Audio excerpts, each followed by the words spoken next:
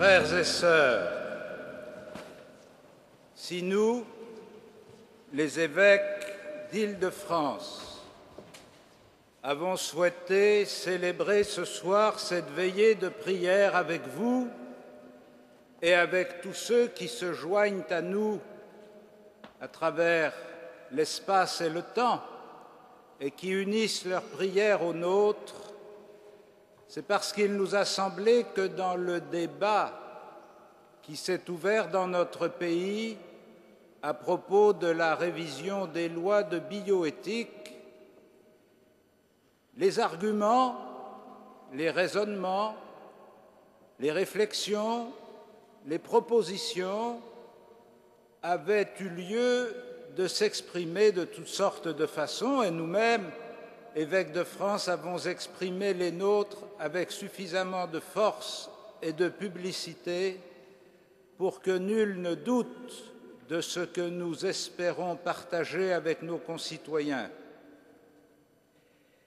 Mais il nous a semblé que dans ce grand débat,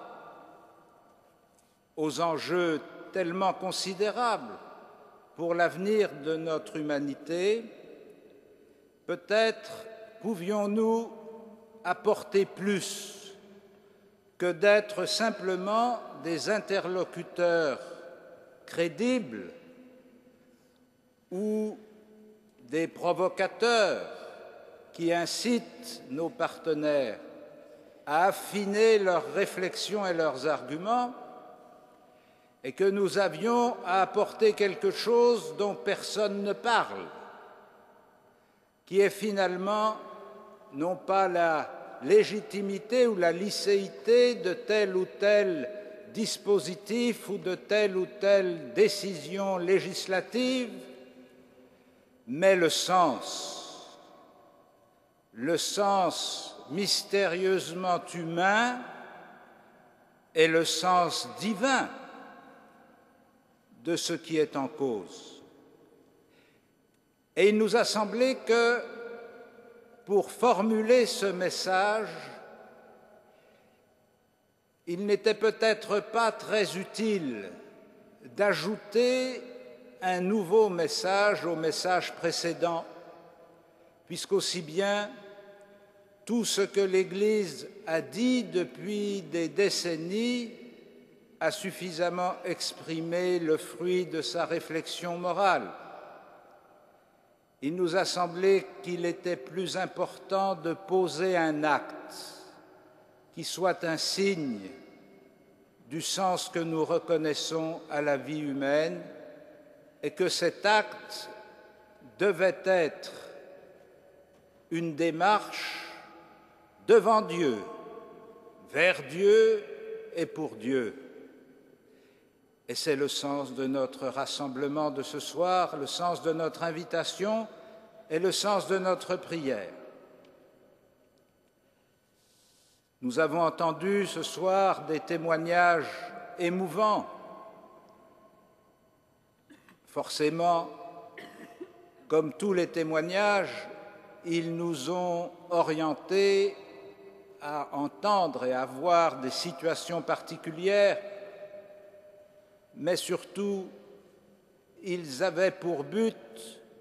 d'ouvrir nos esprits et nos cœurs à l'intensité de ce que vivent un certain nombre de nos contemporains. Peut-être l'Évangile que nous venons d'entendre peut-il nous aider à mieux comprendre le sens ultime de ces témoignages. Car dans la rencontre d'Élisabeth et de Marie, il y a des choses visibles qui se peuvent décrire. Il y a des choses invisibles auxquelles les choses visibles nous conduisent et surtout l'interprétation qui en est donnée, et puis il y a un mystère. La chose visible, c'est qu'elles sont enceintes, et rien ne se voit mieux que le fait qu'une femme soit enceinte. C'est une visibilité banale qui arrive à quantité de femmes à travers le temps et à travers l'espace. C'est un signe qui ne porte pas en lui-même la signification qu'on lui donne. Nous l'avons entendu tout à l'heure. Mais c'est un signe aussi qui nous tourne vers quelque chose d'invisible, qui est la source de cette vie qu'elle porte. Et l'évangile de Saint Luc en l'occurrence, a pris soin par le récit des annonciations qui ont précédé cette visitation, de nous faire découvrir que pour l'une comme pour l'autre, il ne s'agit pas simplement d'un phénomène biologique ou physiologique qui est le fruit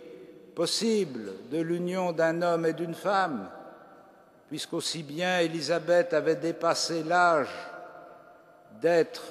enceinte et Marie ne connaissait point d'homme, si bien que Jean-Baptiste comme Jésus sont conçus par un don spécifique qui manifeste, dans leur cas particulier,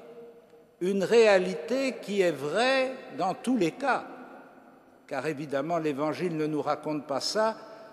pour simplement nous faire comprendre que nous sommes devant des personnages exceptionnels.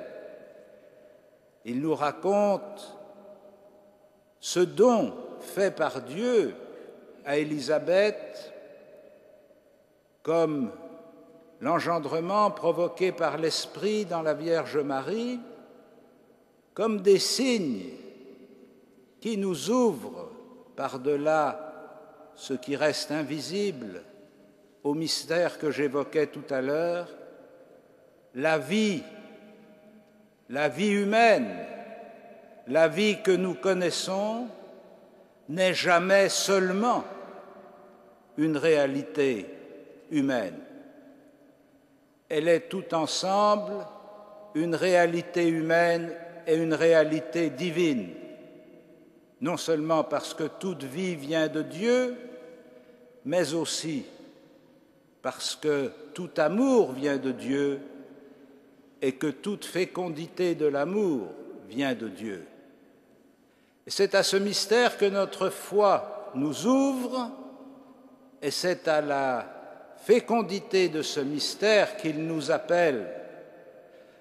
Ne pas nous laisser arrêter par l'apparence, ne pas nous laisser séduire par l'invisible, mais nous laisser entraîner vers le mystère. Comment comprendre, comment respecter, comment accompagner la vie de tant d'hommes et de femmes dont l'apparence n'a pas figure humaine, comme on dit du Christ dans sa passion, ou dont l'invisible rend imperceptible la dignité humaine. Comment reconnaître en chacune de ces personnes quelque chose qui dépasse infiniment ce que nous voyons ou ce que nous savons, mais qui fait appel en nous à la capacité de reconnaître ce que nous recevons sans le savoir et sans le voir.